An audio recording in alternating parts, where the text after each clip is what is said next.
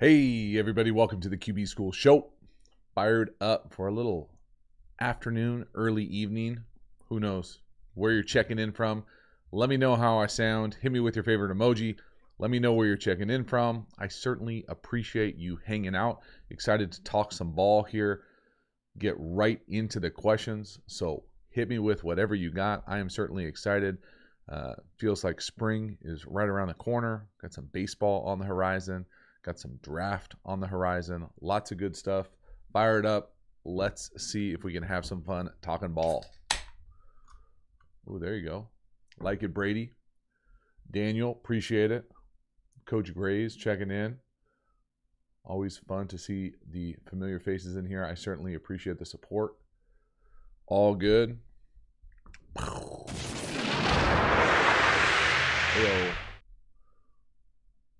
Daniel, it's nice out there, isn't it? Coach Grays coming in good with the installation question right at the gate. Did you have to limit your installation?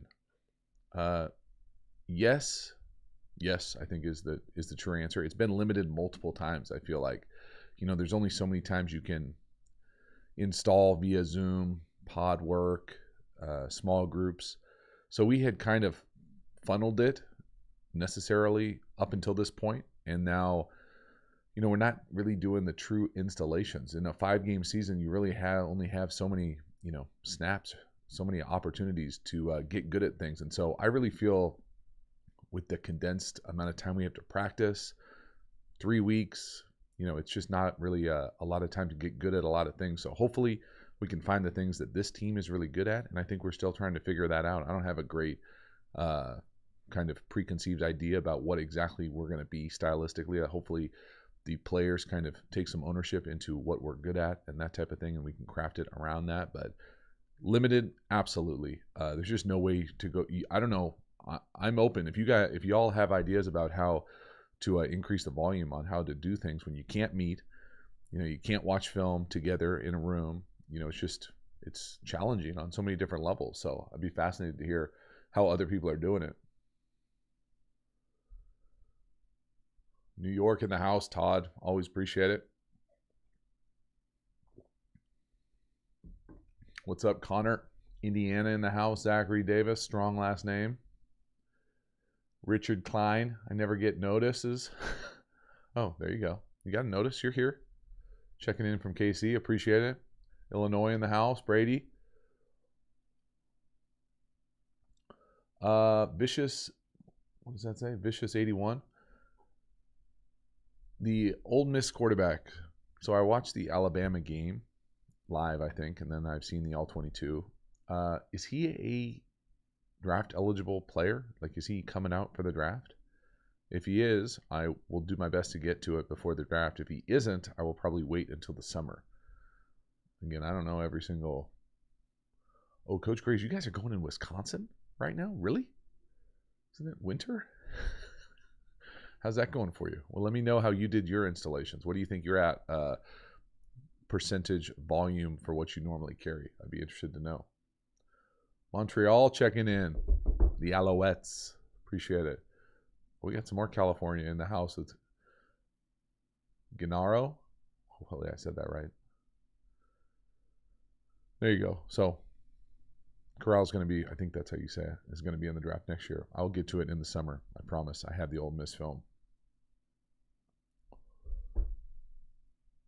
Appreciate y'all checking in. Do me a favor, everybody here, if you could, smash it, crush it.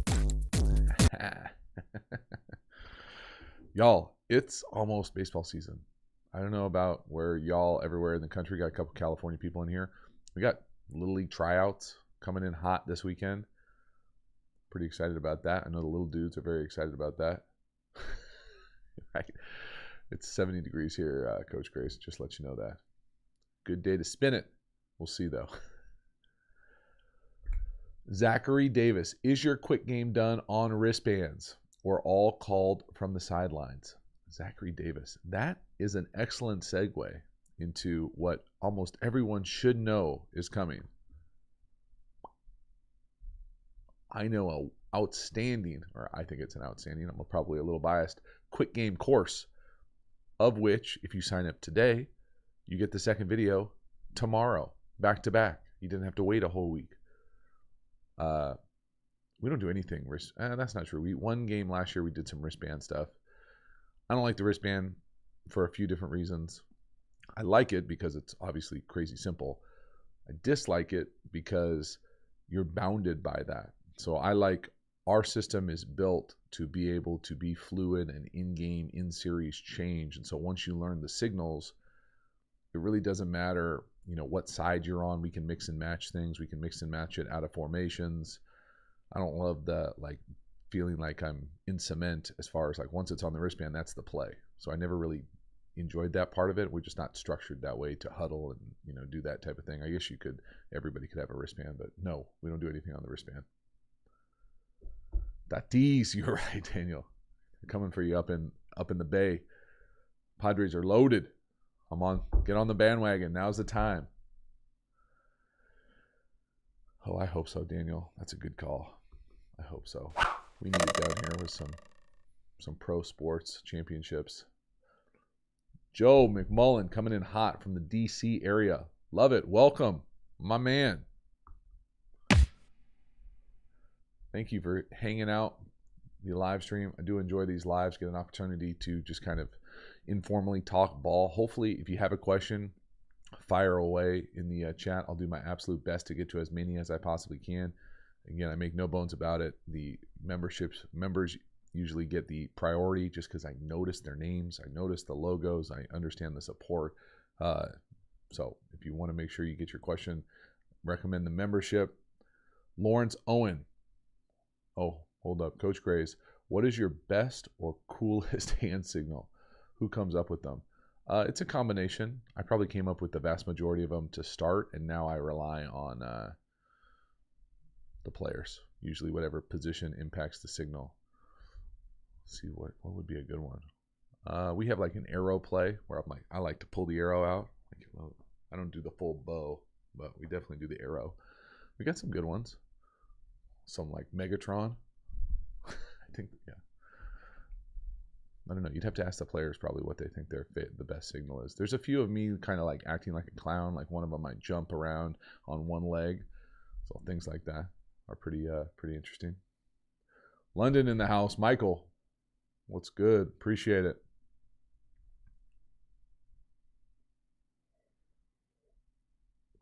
Jason coming in with jokes. Never heard that one before, bro. Say it again. Oh, speaking about jokes, this is a good one. I told this to the team. My 7-year-old told me this one. All right, now it's a little bit of a dad joke, but you can handle it. What did the custodian say when they jumped out of the closet? What did the custodian say when they jumped out of the closet? Supplies. I like that one. Good, clean fun for the 7-year-old. Coming in hot. Nash, what's good?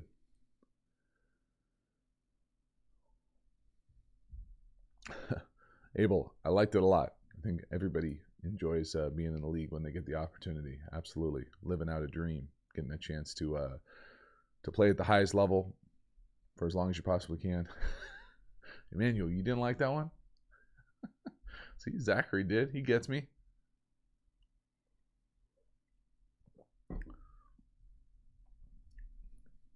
Vicious81, JT, what was your pregame ritual as a player? Any superstitious routines? Please tell me none of those rituals were jokes. LOL. I definitely went through some crazy superstitions in college where I would walk the same way to the game, walk on the same curb and take the same path. And I think I got to the point where it just felt like it was suffocating me with all the different superstitions. And then I just went to my only superstition was no superstitions. So I read a lot before the game, occasionally did the music thing. I went kind of evolved from being an early bus guy, get to the stadium super early. Some players take taxis or back in the day cabs, now probably Ubers to the stadium crazy early. towards the end of my career, probably the second half of the career, I was always a late bus. Get there as late as possible, get dressed, go play, and kind of leave the like pregame hype element and just focus on the performance. Nash, appreciate the support. What do we got here? Legars, are you sometimes tempted to superpose a pitcher, arm, angle, arc, painter, anticipation, quote, unquote, natural, comparing a thrower, maybe? I'm not. I certainly know a number of pitchers that throw the football quite a bit, and I think there is some correlation, especially on certain types of throws, but just the rotational torque, those types of things. There you go. Appreciate it, Emmanuel. Appreciate it. Cheers! Robert Diedrich. Hey, brother, do you golf, fish, snow ski? What else are you into outside of football? I'm a normally, let's say like a quote unquote, whatever your normal was. I'm a big, not a big, I enjoy pickup basketball. I enjoy coaching my kids in baseball. I enjoy basically donkeying them around town wherever they have to their next assignment. Reading. I'm not a huge, like, I grew up fishing a little bit. I can fish. My older son likes to fish. We go to the beach quite a bit. Stand up paddleboard. Golf is tough though, man. Golf is long. It's like 6 hours. It's tough. I can't do it. All right, I appreciate everybody checking in. Do me a favor, again, smash, if you haven't, if for some crazy reason you're in this live and you haven't signed up for the course, please, the link is in the description. Get over there today so you get the next course tomorrow. See what we got questions-wise. Nash, all right, JT, I got a question. At what organization did you have the most fun with, including high school and college? I mean, I had fun at all of them. I probably had the most amount of fun at college, but I definitely had some fun in the league too with certain spots like New Orleans. Favorite team, like dudes I was around. I really enjoyed the 09 Bengals. We were good. It's always better when you're winning. I mean, I don't think that's like a hot take, but that team felt close. Like everybody was similar age. There were people that, liked to go out but were somewhat responsible. Then there were probably other sides that I didn't see all the time, but that was the crew that I was running with. So it just felt like a lot of people in the same spot in life. That was fun, but I had different fun in all the places. I had fun in Green Bay. It's a small, unique town, cool experience. Didn't have quite as much fun at like Foxborough just because I wasn't there very long. Extended stay hotel, like not very much time in Boston. You're kind of tough for me to get into the town from there. I'm trying to think what other spots. I enjoyed San Francisco, obviously, but you're not really in the city. You're in Santa Clara. Oakland, I was in Alameda. That was nice, but I mean, I had, young kids, so it wasn't quite the same experience as being like 22 in New Orleans. So all of them were fun, different ways. Zachary Davis. Coach, is your offense a West Coast system or an air raid digit type system that you installed in your program? That is an excellent question. Nope. But it is none of them. It's probably a combination of all of those things, but it doesn't really fall into anything. I think if you watched it from a distance, you would say it's definitely spread because we're a 10 personnel team, but within that, there's a lot of different ways, different plays that we kind of hijack from a bunch of different systems. Basically, it's like a amalgamation of every single one of my favorite concepts, plays, reads, runs, screens. So it's hard to say that it falls in any one category. I would say it has principles of all of those as far as maybe some of the reads, some of the plays, but we're not using West Coast terminology. We're not using digit terminology. We're not using, any specific terminology. We kind of invented our own way to speak football, and it's kind of like our own little Henry lexicon of ball, hopefully. You guys are hitting me with the long questions, man. I need to check my eyes to be able to read these things. Yeah. Too bad it's not for Joe's not here yet.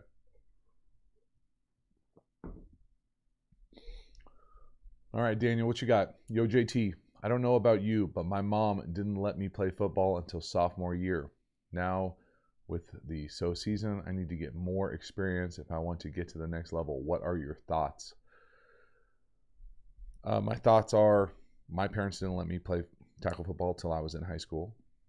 I can only imagine being in high school right now. I really do empathize with all those young people going through this experience, feeling like their normal high school experience is kind of hijacked by this pandemic. I don't know if there's anything to do other than try to keep as many options open as possible. So I encourage people to play as many sports as possible. If you're not playing a sport outside of football, run track, throw, wrestle. I'm a big baseball guy. Depending on where you're at, hoops, if it falls on a different season, those types of things, I encourage you to do a bunch of different things. I think there is a correlation between playing other sports and increasing your performance in football. But other than trying to do your absolute best, stay on path and, focus, have a system that works for you, a process that you trust, hopefully within your program, buy in, be coachable, and do all the things that you possibly can to be successful. But it's not easy out there, I'll tell you that. James, I'm 6'1", 185. Am I too small for the next level? What level are you at? No, you're not too small. I mean, there's guys smaller than that in the league, right?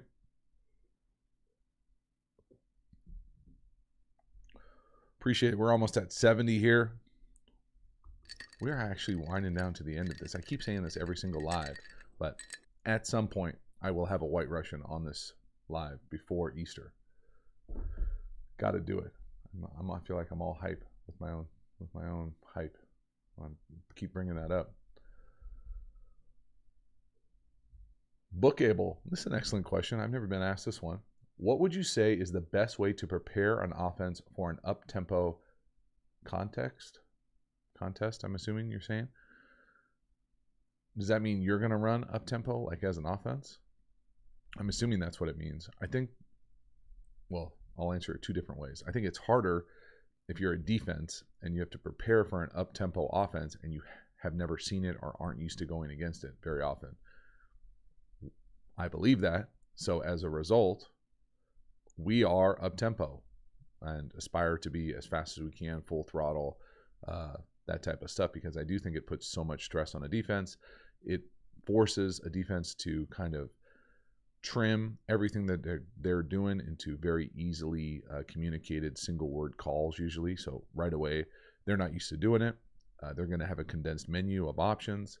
They're not going to be able to get into a lot of complex stuff. If we're hopefully getting first downs, moving the ball, they're going to get tired.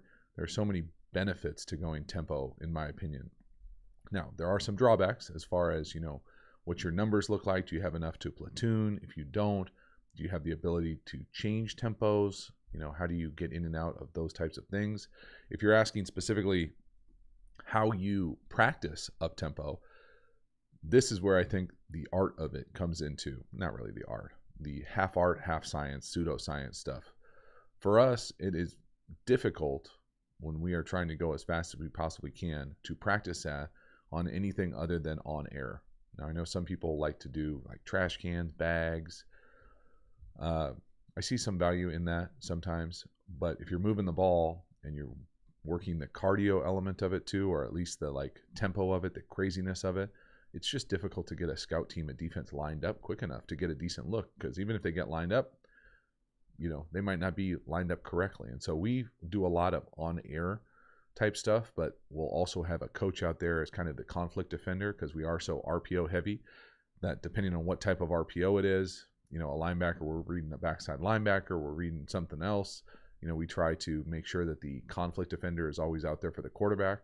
Maybe safeties or coaches out there acting as safeties if we have shell reads or anything like that. But really, we like going as fast as possible. I think it's good for the players to see the signals, to kind of feel the chaos of going from right hash to left hash. What do you do with the ball? Are we handing it to the umpire? Are we setting it down? Are we handing it to the line judge?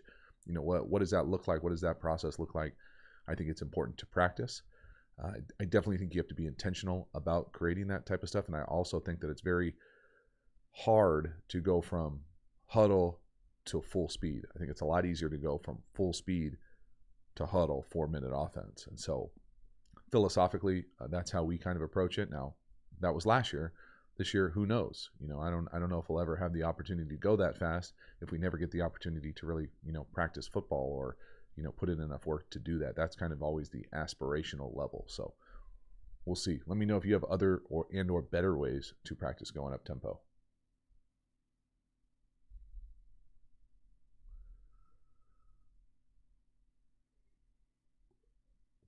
Richard, are there rumors?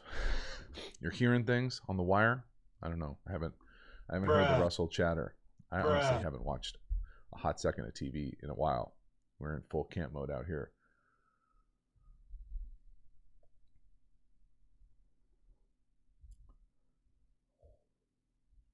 Coach Grays, what plays or offensive concepts do you like when your offense is backed up on the 1-yard line coming out as a play caller? Well, I think the generic answer to that is you either sneak it or take a shot. Also, obviously, you're always going to go on a non-traditional snap count down there. Now, the defense knows that as well, but sure as heck, they will jump. If you do like a mock game before games, most mock games will have a backed up simulation. Every time the offense goes on 2, every other week, the defense jumps. So that's the first thing. I think the super generic quarterback sneak, take a shot, go hard count. Things that I like that are probably a little bit different is I think a perimeter screen is a nice one because it's low risk. I also like fake perimeter screens, like fake tunnel, because it's one of those things that, I think people get used to calling safe stuff down there. So if you fake something safe, it's got a chance to pop if you like to take shots like that. I also like to move the pocket and, just like normal quarter roll stuff if you have that in the plan. I don't love sprint out just because I always feel like there's always a chance for like a Orlovsky moment, depending on what level you're at. But if you can quarter roll it, just move the launch point and get the ball out, a flat, 5-yard out, 10-yard out, that type of thing, I think is nice. I always like to be, what are they thinking we're going to do? Well, they're thinking we're going to just, run zone or do whatever the safest play call we possibly have is. And so what is the opposite of that? What are they not thinking we're going to do that we could do? I also like nakeds fall into that kind of movement category. Again, I'm just being careful about running out the back of the end zone because I've seen it happen too many times. But those are my ideas. What do you got? What do you like backed up?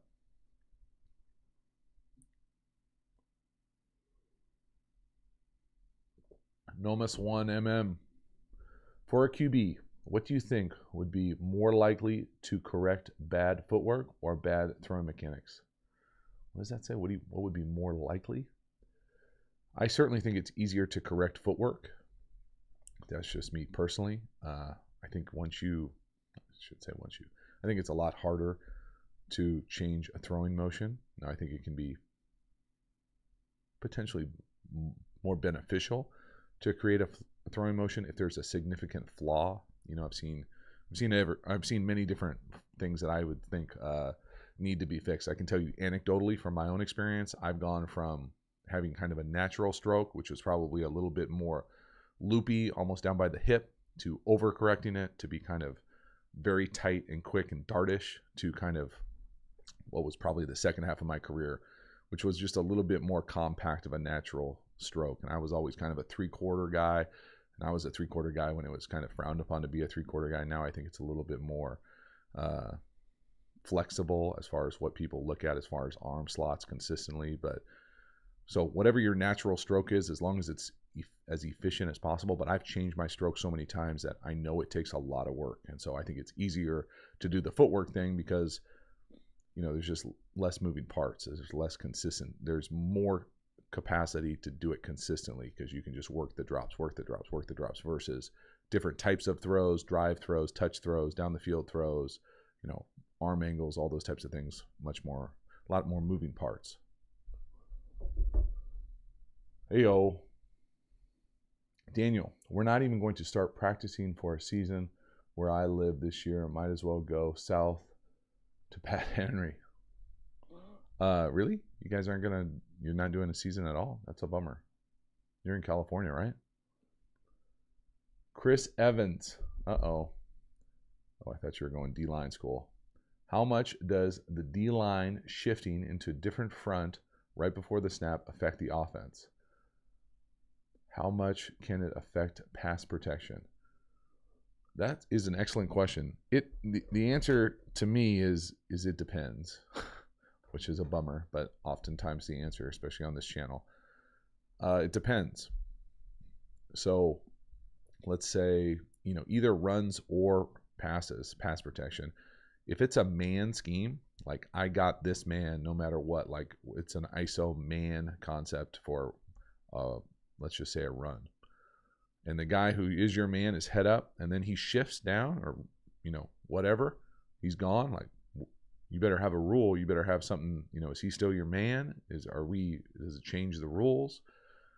So there is a lot of benefit in that regard. Same thing in protection. Are we zone sliding, or are we man blocking something? If we're man blocking something and they shift at the last second to something else, like, you better have answers. You better have communicated it. You better know exactly what you're going to do. So the other part that I always thought was the bigger issue was that the defense can move, so they probably should move last. That's one of the benefits, one of the few benefits of playing defense. So if you don't use that, you're really not using the full toolbox on defense. The other thing that I think it can do, especially to younger players, is can cause a lot of confusion. If you're shifting from an even to a bear or an odd to an even, or, things that really kind of jack with a lot of offensive's core rules, I think it can be extremely beneficial defensively. From a quarterback per se, almost never deal with it unless they're like shifting from something to a bear, something to something that would cause me to change the protection, change the concept, change the entire play, those types of things. But like, an even to an odd, an over to an under, very rarely can I remember that ever impacting exactly what I was doing playing quarterback or what I was thinking quarterback was. There you go, Coach Grace. I like it. Is that what I said in the 4 verse? I forgot.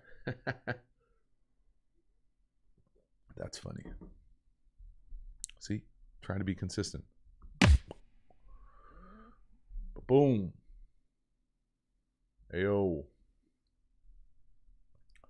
Chess Piece 58. What up, JT? I was wondering what your huddle talk was like. Just the play call, some extra heads up, or even a bit of pep talk.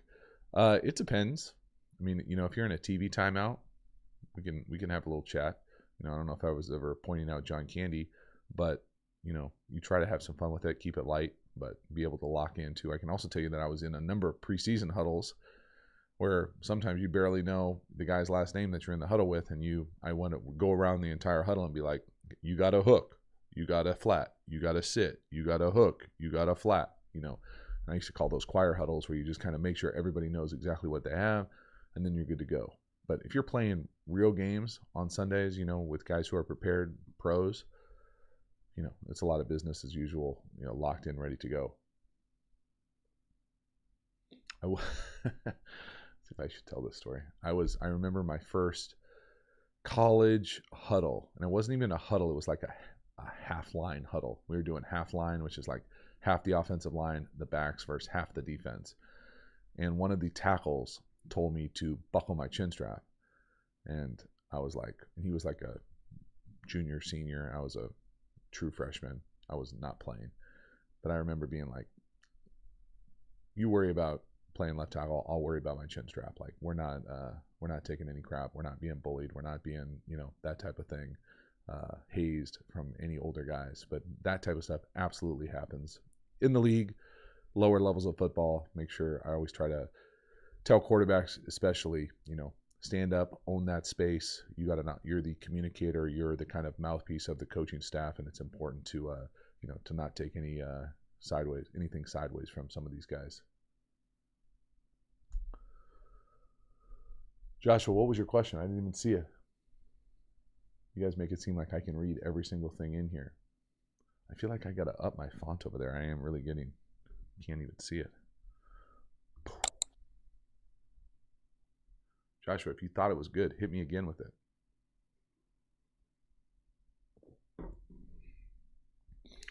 Go here for a couple more.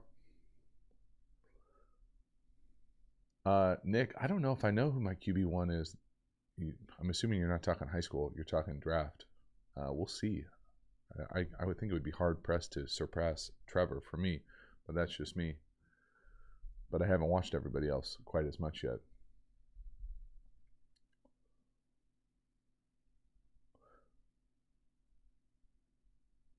Josh. Oh, here we go, Michael. Do you think there are any significant negatives to dropping the arm on the wind up to a long throw? Well, again, so to me that it matters what you're talking about. So, are there any negatives dropping the arm? It depends on how far you're dropping it. Do I think that there's any issue with like taking it down, like a slight loop at all? In fact, I think it's smoother to do this as opposed to rigid, like or straight up. Definitely not straight up. But if you drop it down too long, that your release becomes long and slow and a lot more moving parts, I just think you invite, first of all, it takes longer. You're not going to be as consistent because there's a longer moving part. You're not going to get the ball out of your hands faster. You're not going to have a quick enough release. But it's that sweet spot for every person that's not ever going to be exactly the same, I don't think. That is about being smooth, fluid, but also maximizing your torque, your velocity, all those types of things, your sequencing. But I definitely wouldn't say that. I would say that there is definitely a way you can drop it too low, but then there's also a way where you can, the opposite of that, where you can, taking it straight up is not very efficient either. So it's that sweet spot for you, something that you can be, is repeatable, that you have confidence in, that you have strength in, that you can do consistently, all those types of things. All right, Joshua, he's back. So I'm a wide receiver. Oh, right out the gate, man. Wide receiver school. On a team that barely passes, and the QB I play with doesn't have a convincing hard count, but I do. Should I go to QB? Should you go to QB so you can use your hard count? I would probably say no. Why don't you just teach him your hard count? Chris Evans coming in with the purple or pink. I forget if that's purple or pink. How often do you have escape lanes in a play call? I don't know if I know what that means. What is an escape lane? We never intentionally build in scramble lanes for quarterbacks. I can't ever think of that. Daniel O'Connell. Where did you grow up and what were your favorite teams as a kid? Go Giants. Number 1. Appreciate that. I don't know about the Go Giants. I grew up in LA until like junior high and then went to Sacramento, Northern California. Grew up going to the San Francisco 49ers training camp in Rockland. Probably every day they were in camp for a good, 3-4 years. So probably most cheered for them. But I'll be honest, I remember going to Dodger games. We didn't go to a lot of games when we were living in Sacramento. We went to some Kings basketball games. But this is just my own kind of upbringing. We were always playing sports. Like I don't remember going to Giants games. I never went to the Stick before. That's not true. I went to one 49er game. But we didn't I remember going to the Coliseum once to watch the A's. It was just a trek to get into the city. It wasn't close. And so we were just more about playing sports than anything else. I remember going to the local high schools when I was growing up just because I thought that was cool. They were big guys. Definitely remember going to a bunch of Burroughs high school games when we lived in Burbank.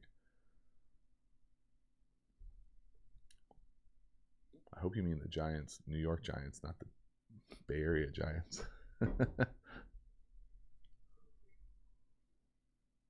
All right, let's do one more here for a little Friday night, Friday afternoon. Coming in hot. Again, appreciate everybody. If you haven't, do me a favor. Sign up for the quarterback school course.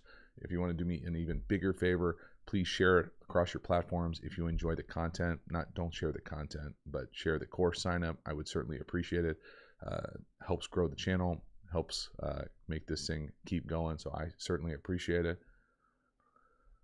We'll do a few questions because I see Bill's, and that's an easy one. Bill Moritz, hey JT, any coaching aspirations beyond what we're doing right now at the high school level in San Diego? Zero. Zero aspirations. Daniel Boyce, what are your thoughts on the franchise tag? Should it exist? Is it fair to players?